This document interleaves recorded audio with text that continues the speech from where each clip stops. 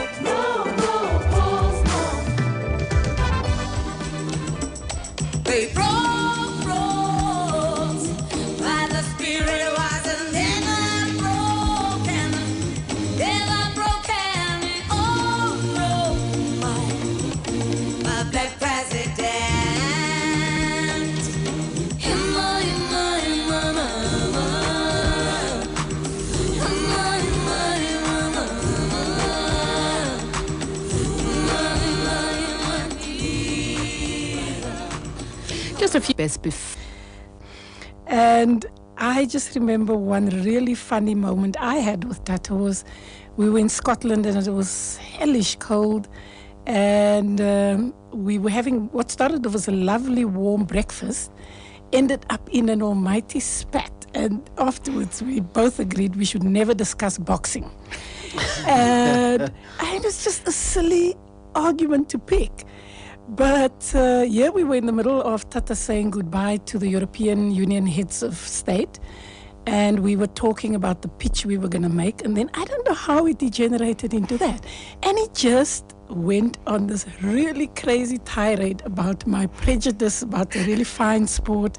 But I guess when I think back on it, it was just his ability to engage with a range of things, to hold his corner and really argue relentlessly about things which sometimes is silly. And afterwards he said to me, you know, darling, I'm so sorry. That was silly, wasn't it? I said, yes, it was silly.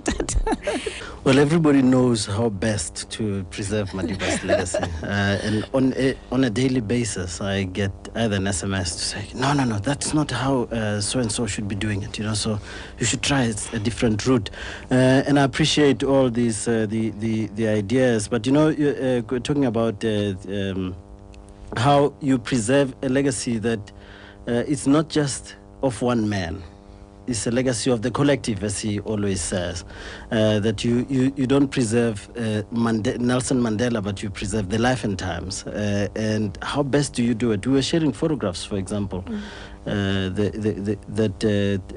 Madiba in a very relaxed mode, and it reminded me of how we tend to think we're very important. And I have one moment of Madiba. I was facilitating a visit by Manchester City.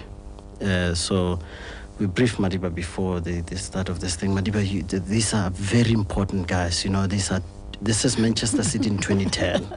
It had at least 10 of the best of the world in terms of football. And they then sitting there, he comes in, he says, hey, how are you guys? I hear you don't want to talk to me. I want to talk to you. And he sits down, he chats a bit.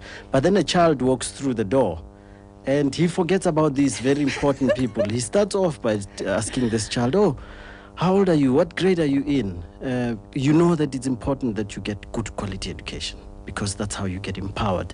And the thing is derailed immediately. As facilitator, you don't know what to do. Do you stop Madiba to say, hey, these guys want your attention, and these guys are not disciplined. Look at you with your uniform. You are very disciplined. You should be their captain. And that tells you that in terms of how we need to preserve his legacy, education, top of that agenda, because it's about the future. Preserving this legacy is not about preserving the past, but building new legacies. And to build new legacies, we need to make sure that these children of ours get the best education they can. I think the thing is that he loved people. He loves people, all people, and especially children. And that also he doesn't take himself too seriously. And I think the humor of Mandela is something that I wish more leaders had a sense of humor and could actually poke fun at themselves. And I think this continent, we're plagued by leaders who don't have a sense of humor and take themselves far too seriously.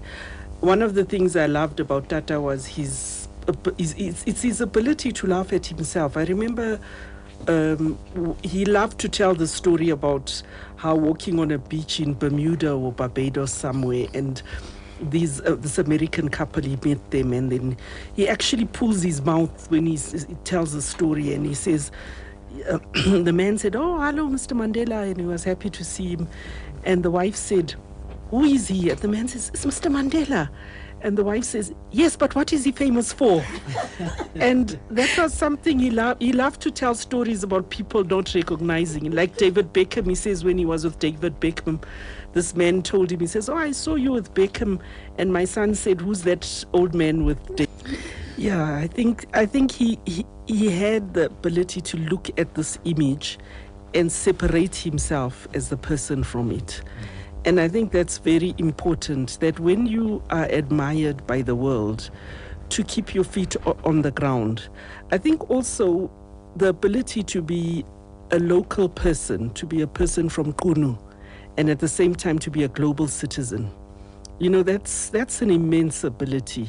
And I think for us on this continent as Africans who struggle with issues of identity, that's actually very important, that you can remain grounded in your culture and